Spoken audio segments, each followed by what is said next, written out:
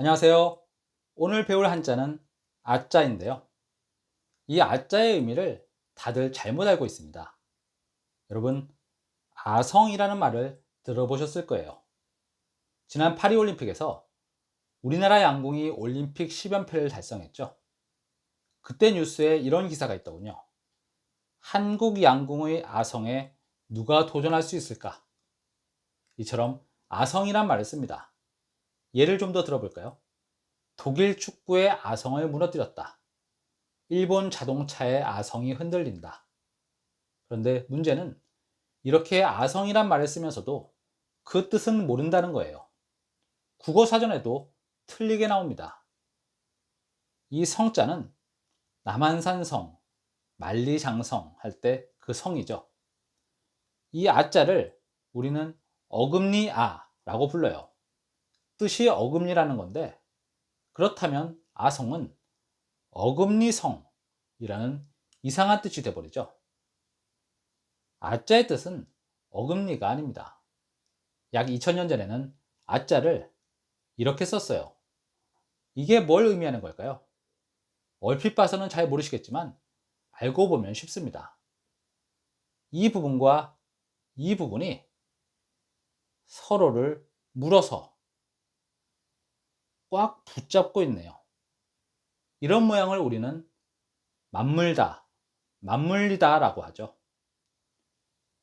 톱니바퀴 두 개가 서로 맞물려서 돌아가는 모습을 연상해 보시면 이해가 쉬울 거예요. 제대로 맞물리지 않으면 톱니바퀴는 헛돌게 됩니다. 이렇게 맞물리다라는 우리말을 문자로 나타낸 것이 바로 아자예요. 이 사진은 남한산성의 성벽 일부인데요. 큰 돌을 깎고 다듬어서 서로 잘 맞물리도록 쌓았어요. 그래야 빈틈이 없고 흔들리지 않겠죠. 이렇게 잘 맞물려서 쉽게 무너지지 않는 튼튼한 성을 아성이라고 하는 것이죠. 이 한자는 이를 뜻하는 치자예요. 이가 아프면 치과에 갑니다. 그런데 이를 치아라고도 부르죠. 치아 교정이라고 하잖아요. 아자가 붙었지만 우리는 보통 치아와 치를 같은 것으로 생각합니다. 실제로 치아를 국어사전에서 찾아보면 이를 점잖게 이르는 말이라고 되어 있어요. 사실일까요? 치아라고 불러야 점잖고 이라고 하면 점잖지 않나요? 아자의 의미를 모르다 보니 이렇게 엉뚱한 설명을 하게 되는 겁니다. 아자는 맞물리다의 뜻이라고 했죠. 치아는 이가 맞물려 있는 것, 즉, 이 하나를 뜻하는 게 아니라 이렇게 맞물려 있는 전체의 이를 의미하는 거예요. 그래서 치교정이 아니라 치아교정이라고 하는 거죠.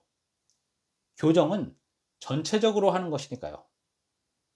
반면에 이를 빼는 건 발치라고 하지 발치아라고 하지 않습니다. 이를 뺄 때 맞물려 있는 이를 통째로 빼진 않죠. 아자가 들어간 한자들이 있는데요. 우아하다, 자주 쓰는 말이죠. 단아하다, 이런 말도 써요. 그런데 우아하다는 의미가 뭔가요? 사전에는 고상하다, 아름답다, 이런 식으로 나와 있는데 한자를 모르니 대충 짐작해서 써놓은 거예요.